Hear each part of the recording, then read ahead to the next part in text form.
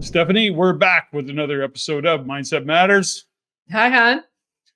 Okay, so let's unpack a couple of things, always linked to the theme of clarity equals velocity for 2024.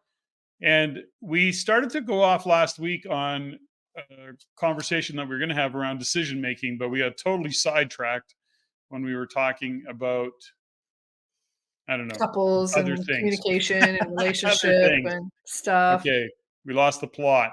This episode, I want to commit to making decisions and why it is that we're often challenged in making them, and some ways to, I don't know, not make better decisions, but be better at Mm. decision making, I guess is how I would want to put that. And, some of the challenges that we face in those decisions or in making decisions. Some of them are small, some of them are big. Sometimes amazing how we trip over even what seemingly is the smallest decisions. It's like, okay, I don't know what to do. And then somebody walks up and go, do this. And you go, okay, I just didn't want to make that decision. Any That's comments on funny. that before we get going? Get into the No, meat? you're hilarious. I think the decision-making process is, I think it's different for everybody. But I think you can see how complicated we make it when we don't want to make a decision because in so many levels, indecision is easier. And then the decision gets made for us. And it's like, yeah, then I'm not responsible. Well, there is that theory, right? That the easiest decisions to make are the ones that you feel like you don't have any choice. So there's no real decision to make. You think that's the only way to go. And I guess at the end of the day, that takes the decision making off the table. I know that for myself sometimes is that, as the owner of a business, as the pointy end of the spear, if you will, in terms of business and what we do in business, sometimes I'm just done making decisions. I need somebody else tell me what to do. I'm tired of making decisions. Sometimes we get to that point. But in the decision making process, I'm thinking maybe in the way of bigger decisions that we have to make and or want to make, or what feel like big decisions, and why, and maybe even the psychology behind what stops us from making those decisions. And something that you've brought up over the past, or in the past, around decision making is that one of the challenges is that it, by definition, decisions is, I guess, cutting off. So in other words, when you make a decision, you're cutting off other possibilities, and you're committing to a, perhaps call it a course of action, if you will. And so you're going and you're cutting off the other possibilities. And that's where some of the resistance lives, is in that fear and of stepping into a new future or a different future that you don't know, versus cutting off the past that you are aware of, let alone the possibilities that now are gone because of that decision. So there's a lot of dynamics to a decision. Well, there is, and I think that's what I love about our theme this year is clarity equals velocity, is that when you're clear, the decisions are a lot easier to make. Clarity is the foundation of decision making. And as you mentioned, is that the root of the word decision, to decide, means to cut off. It doesn't mean that you can't undecide or you can't fold other things in once you've made the decision. But when you make your decisions and they're values based decisions, I generally don't ever look back or surrender to that decision. I move forward and take the information that comes in after I've made that decision. And I don't know, if that's a learned thing or if it's something that can be coached. But I find that's where sometimes you and I kind of battle, is that I make decisions very, very quickly, and you weigh things. You look at things both sides. You're much more pragmatic. You're more thoughtful in certain things. I have a process that I use, which is super scientific. You ready for it? Mhm. To make a decision, I call it up feeling or down feeling. Mhm. That's it. I either get an up feeling, like an expansion, like it's the right thing that I need to do at this moment for whatever reason, it doesn't have to make sense, or I get a full on gut punch and it's down feeling. So when I work with my clients, I go, okay, is it up feeling or is it down feeling? And when you can drill it down to something that simple, that's simple. And what happens when you can do that, or when I can do that, is when the intellect kicks in and starts to question and goes, but what about this? What about this? What about this? What about this outcome? What about this loss? What about this person thinking this? When you get up feeling, when I get up feeling, I move forward. When I get down feeling, uh, eh, Pretty scientific, right? Well, for you, and I don't think that's necessarily the case, but I wouldn't recommend that for people in general unless you're really clear on it. Well, actually, Because no, don't step over that because it actually is quite scientific. And I heard was it Joe Dispenza, I think, not long ago, is that there is a physiological response in our bodies to our intuition when we know something is right for us.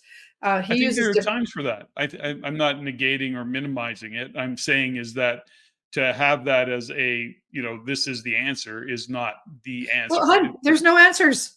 There's only decisions. So in this moment, I go up feeling, which is an expansive, like, yes, I get a freedom feeling, or I get a full on gut punch. No, it doesn't mean it doesn't change. I'm not saying that. There's a physiological, when we have denied our intuition or we've denied our ability to read signals, we're not just existing in our five senses. You know that. There's intuition, there's the common sense, there's a bunch of different senses that I think in the world of, TikTok or whatever, 3D, they've tried to eliminate that kind of thing. What I'm saying is we talk about clarity versus velocity. There's a lot of other ways of getting information to making our decisions. If I would have stuck with my intellect this whole time, there's no way I'd be an Olympic coach. There's no way I'd be an NHL coach. There's no way I'd probably wouldn't be married because all the signals in my world, there's no way I'd be married. And yet I was the first person to find the love of my life of all my high school friends, Mhm. which is you, by the way. Oh, that's good. Anyways, so I'm not saying don't focus only on, but don't just focus on your five senses and your intellect. There's a lot of information that comes from our intuition, that comes from our common sense, comes from our critical thinking that allows decision making to become quieter and softer, and then you can take your next one right action in the direction of your goal if you are understanding where your decision making is coming from. I get it. And okay, so let's unpack the whole decision making. I mean, there's still a psychology to it for those that haven't gone through it, which is what we're here to share. So, not negating what you said, but what I'm saying is that we have to kind of say, well, what are often the decisions? What are we operating on top of? Again, it goes back to knowing that inherently it's about cutting off other possibilities and committing to a course of action. That's one part of it. It's another of letting go of a past that we know and that we're Mhm. aware of and stepping into a uncertain future, and that can be really big. Sometimes that can be a really big future, a really big uncertain future, and so that gets really uncomfortable, creates a lot of discomfort, likely often a lot of fear, and especially if we're in fact attached to the familiarity of the past that we're familiar with, that we're comfortable with. And so we get fearful of what lies ahead. Now, that's, I think, a normal psychology of decisions, depending on what the decisions are, of course. But in this case, I'm talking about maybe some bigger decisions, those fork in the road moments. So if we're not aware that these things are happening and we don't bring our awareness to it, then we're going to actually be at the effect of something that, okay, well, the past is the past, the familiarity is the familiarity. Then we have to say, well, if we're making this decision, are we making it based on the values that are going to, what we believe, move us forward into what we want next? Is that if it's a fork in the road, perhaps moment? And often, I mean, we don't even know. We don't even recognize fork in the road moments. It's not like, oh, fork in the road, I'm going to go this way. Sometimes it's that way, sometimes it's not. But if we don't know that that's what we're operating on top of, to the point that you were making, is that it's going to get really mixed. It's going to be very, I guess, we're not going to trust it. So, in other words, you say, well, is it an up feeling or is it a down feeling? Those are an emotional, you're actually saying, what's the emotion of it? And if you're being at the effect of the fear of letting go of the past, fear of letting go of other possibilities, cutting or letting go of in that trapeze, for example, when somebody on the trapeze has got to let go of the bar, that's it. That's committed. You're committed to going and hoping there's going to be another bar to catch or somebody there to catch you. My point is that if you aren't aware of all of the things that are going to show up, including the fear and the stories and the rest of it, you're going to get confused messages. That intuition, is it intuition or is it emotion. Well, it depends on what you're training, right? Like when I say up feeling and down feeling has nothing to do with emotion. It's actually a physiological response in my body. But So, I get it. Okay, so follow me here because okay. I'm going to say that it's a physiological change in your body. I understand that. But so is the fear of letting go of the past can create a physiological shift in your body. So if you're not aware of those kind of physiological changes that other things create, is it an up or a down feeling? It could be a down feeling and it could be bullshit. Yeah, potentially. I guess one of the things that is important to consider is that what is it about the fear of letting go of the past that is so, fearful? I think 100%. that's a really important thing for us to dig into is that, if your life is exactly the way that it is and there's nothing to be afraid of, like nothing to let go of, nothing to move forward from. But in our situation or the people that we work with, there's a reason why they come into our world is that they are not satisfied Mhm. with the way that things have gone. So chances are they're more willing to be letting go of the past or what the story of the past is. So I get what you're saying, but I would have to disagree when it comes to that is what is maybe holding people back from making powerful decisions in the direction that they want to go. But if you don't have a goal, if you don't know where you're going, any road's going to get you there ultimately. So it doesn't really matter. You can just stay neutral and willy-nilly all over the place. But what we're talking about is that wanting to have and to live a great life, knowing that life is short and knowing that we don't know what's going to happen tomorrow. We don't know what the government's going to do and all the external bullshit that's happening in the world right now. The only thing we can control is our internal environment and our internal state. So the decisions that we make that are values based, whether it's a huge life decision, are we going to move, are we going to quit our job, are we going to get married and get pregnant or whatever, got it. But there's still a place where we have to go inside and be okay with knowing that once we make that decision, you can, but technically you can't get unmarried or unpregnant once you've made that decision if you've made it from your values. You can get an abortion or you can get a divorce or whatever, but based on your values, if the things that are moving you forward in your life that are in line with your values, your decisions are very simple. You said something earlier which is brilliant, and you said we have the illusion of choice. Mhm. Mm, yeah, you're absolutely right. It's the illusion of choice. We think we have all these options and everything, but the truth is, when we have a values based, and for me, it's grounded in first principles. And when you get down to the first principles, there really isn't a choice. There's only aligning with who you are, who you say you are, and how do you want to live your life. Okay, so I get it. I totally get it. But I think you're minimizing that what people are dealing with. I mean, I think about the number of times I've had these conversations with individuals, and we say, uh, okay, you deal with skaters. You go, okay, I want to quit skating, and you go, okay, great, let's play Mhm. that out. Right? You're going through that whole process, but Yep. until you start to understand that, let's say it's okay, I'm going to decide to leave my job. I'm going to decide to start a business. That is letting go of something, moving forward, and then understanding that growth lives outside of our comfort zones. Growth lives as we bust through the discomfort and having the courage to go through the fear of the unknown. And then on top of that, we're often navigating the external influences, if you will, whether that's peers, a peer group. How many times have Mhm. we both had conversations with individuals who are going, well, nobody thinks it's a smart idea. And I'm going, okay, well, why are you asking somebody's opinion? Are you looking for advice or are you looking for guidance? Are you looking for input so that you can make a decision? Or are you looking for somebody to tell you what decision to make? Or approval. Or approval? Exactly. Those are all the external things. My point is that around decision making, my goal in this particular pod is to shine a light on some of the things that we operate on top of that stops us from making a decision. We've often shared the example of somebody says, well, I don't like my job, I want to quit. Well, why haven't you quit? Well, because I don't know. But it doesn't change you can decide to quit. It doesn't mean that you go into the office tomorrow and hand in your resignation. First off, you have to make the decision. I've decided I'm going to quit. That's a decision. It didn't Doesn't mean you have attach to take action. you didn't have to attach a date to it going, no, I'm quitting. Then you can step back and go, that's my decision. I'm going to leave. What do I need to do in order to connect all the dots for me to say, okay, the decision's made. Now what's next for me? I'm working backwards from not having this job anymore.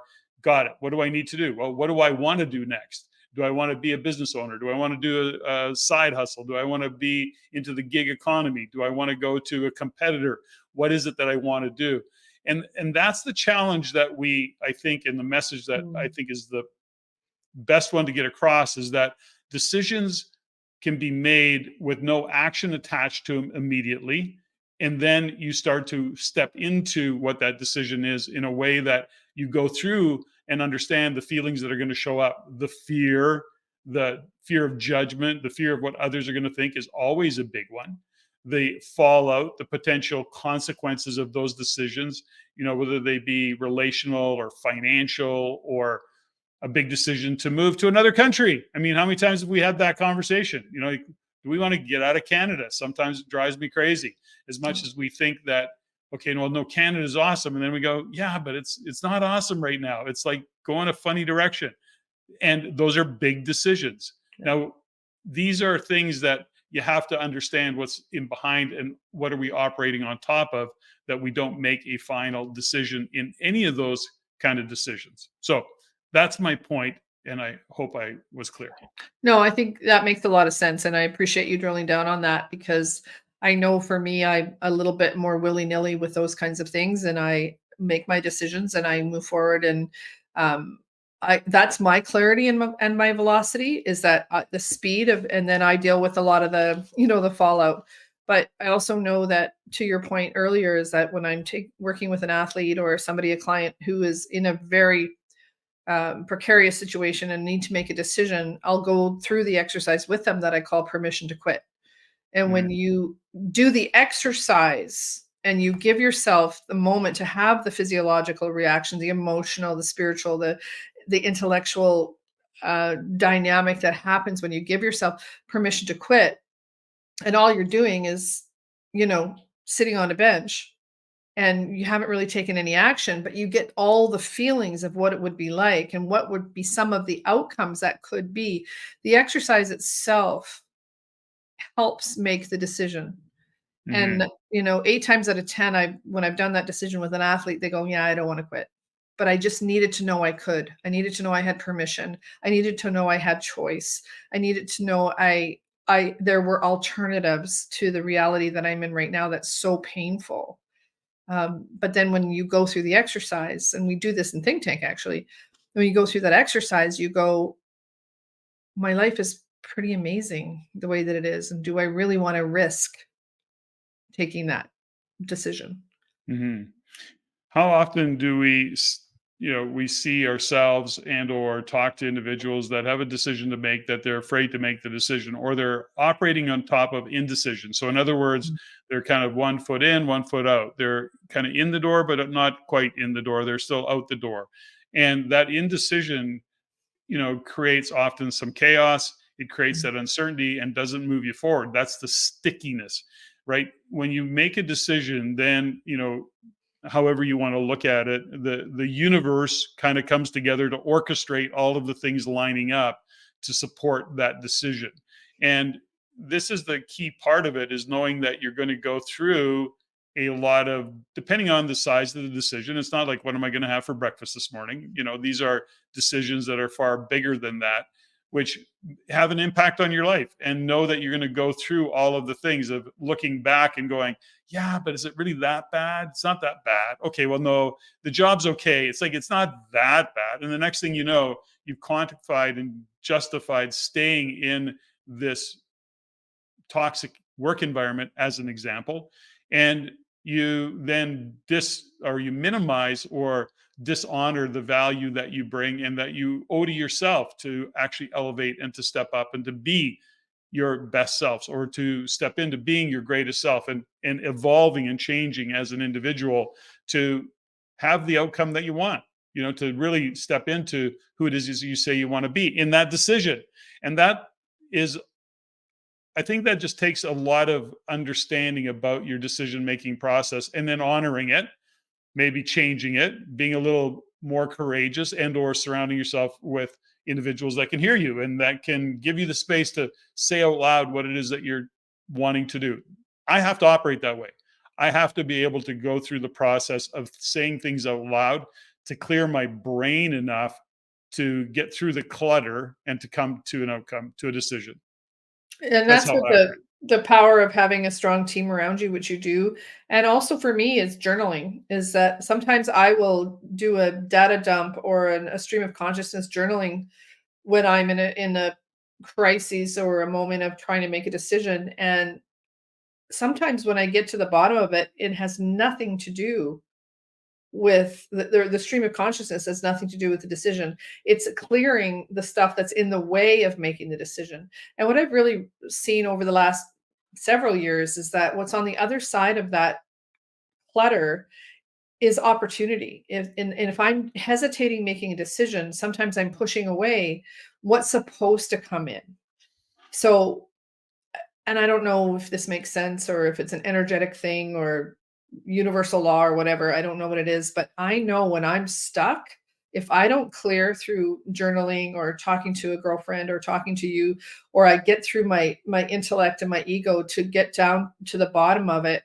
And a lot of that comes from stream of consciousness journaling, is that there's, in the world of quantum speed, for example, there'll be times that I'm stuck on something, or I'm totally committed to some weird story, and then I clear it or I say it or I journal it, and all of a sudden all these registrations come in, or all this success comes in, or all of a sudden a check shows up for something, and I'm like, oh, I was in the way of that because I couldn't make a decision or I couldn't move through that. So there is kind of an esoteric side of that when it comes to making decisions. And I love that you're more pragmatic in that way of decision making, and that for me I can be more, I don't know if I want to call it spiritual or energetic when it comes to that. But I think there's a lot of movement that comes when you do make a decision, and that clarity equals the velocity. When you get clear, it moves some of the stuff out of the way so that what's supposed to come in can come in.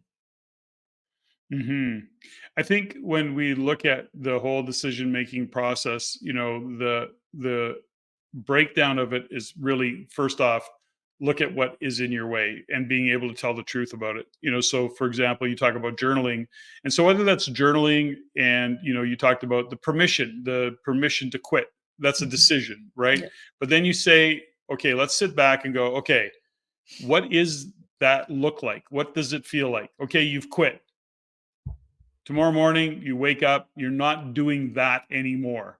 Okay, what does that feel like? What does that look like? What do you see the consequences of that being? So that you're actually looking at the details of what that might be.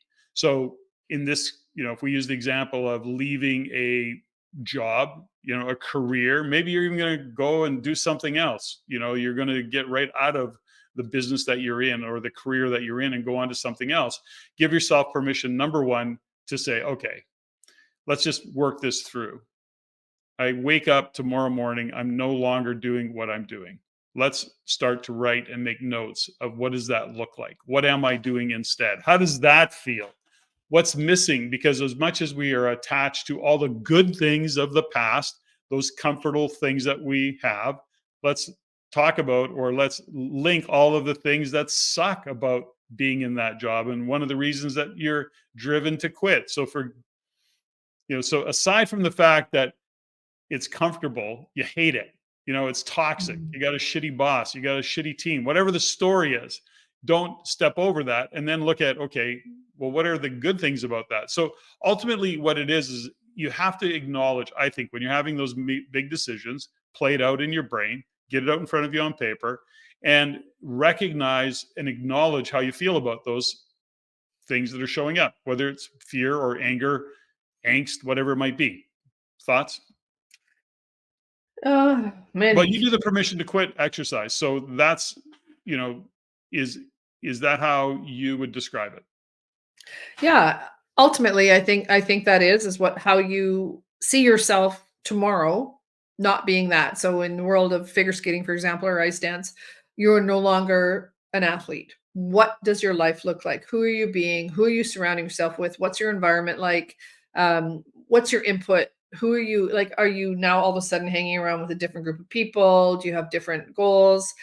But when you get so caught up in the quote unquote negative things that you think are happening in that world, sometimes it's a release. It's an excuse to just not have that stress. When you want to be an Olympic athlete, for example, you want to be an Olympic champion, the bigger the goal, the bigger the bullshit, the bigger the story, the bigger the things, the bigger the pushback. So it is not easy to want to live your best life, and it's not easy to want to be a champion in any area of your life. So sometimes you just need to release that pressure and just say, "Oh, I just don't want to be that today. I just don't want to be that today." And that's the permission to quit. And I think that when it comes to decision making, feeling what it feels like not to be that sometimes is more painful. And they get very quickly back onto the path of the journey that it takes to become an Olympic athlete or to become the best version of themselves, because truly that's easier. There's more feedback, there's more input. You know what you need to do. Like, think about your workouts, hon. Think about you committing to quit. You're no longer a drinker. Like, you didn't quit drinking, you just don't drink. You work out 3, 4, 5 times a week. You get your 10,000, 12,000 steps in a day. That's not complicated. Mm, That's a decision, and it mhm, just gives you a roadmap. And it's the same thing with Olympic athletes or really high, net worth clients that we have, is that that's their roadmap. And mhm. then when they think about not being that, it's super painful. Well, I think there's something that links to, and that is identity. In a lot of the decisions that people make, I think there is a who am I if I'm not that? Who am I if I'm not doing that? There's an identity attached to it. And I think that's also part of what will prevent people from moving forward or stepping away. The bigger and the new question would be then, okay, I'm about to take on a new identity. And who am I when I am that after I've made that decision? So, in other words, a picture of yourself being who you see your future self as is a different way to look at it, but it is a really powerful way. I think it's a hack in terms of goal setting. That goes back to who do you need to become to achieve those goals? And it's not about the goal, it's about who you need to become. So, when you start to link to the identity of that, it shifts and helps you let go of the past history, the past identity. So I don't know if we got a little bit too deep on this, but I think it's a good conversation. Hopefully, we planted some seeds of ideas and thought processes.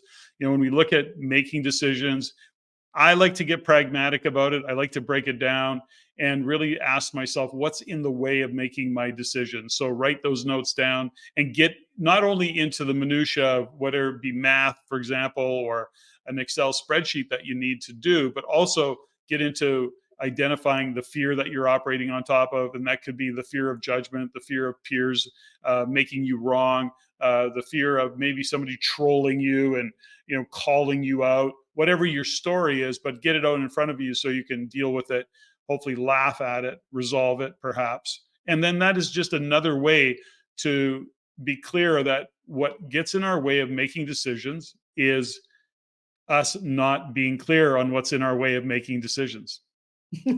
Right, clarity. Hello, here we come back, circle back to clarity. Clarity equals velocity, and it certainly equals velocity in making decisions. Steffany, thank you. Hey, hon, that was fun.